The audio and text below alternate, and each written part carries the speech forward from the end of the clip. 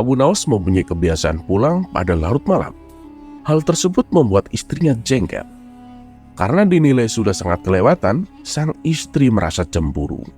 Akhirnya ia membuat rencana untuk memberikan hukuman kepada Abu Nawas.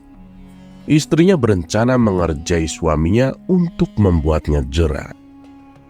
Pada suatu malam yang sudah larut, ketika Abu Nawas belum pulang ke rumah, sang istri menunggu Abu Nawas dengan memegang sebatang tongkat pemukul.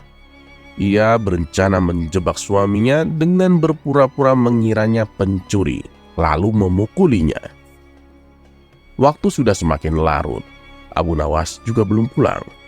Sang istri yang sudah merasa sangat mengantuk, tiba-tiba dikejutkan oleh suara yang datang dari balik jendela rumah.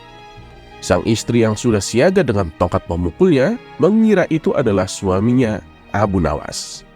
Ia langsung bergegas mendekati jendela dan bersiap untuk memukul. Pada saat itu keadaan di rumah Abu Nawas gelap. Istrinya sengaja mematikan semua lentera. Tiba-tiba dari jendela masuk seorang laki-laki. Tanpa membuang kesempatan, istri Abu Nawas langsung melayangkan pukulannya ke arah orang tersebut.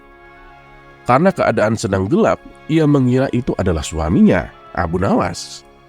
Ia terus memukul dengan membabi buta hingga orang tersebut jatuh tersungkur tidak berdaya dan memohon ampun padanya.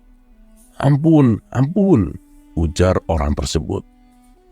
Istri Abu Nawas sangat kaget mendengar suara orang tersebut memohon ampun padanya. Ia menyadari jika itu bukanlah suara Abu Nawas suaminya. Orang yang baru dipukul tersebut terkulai lemah tak berdaya di lantai.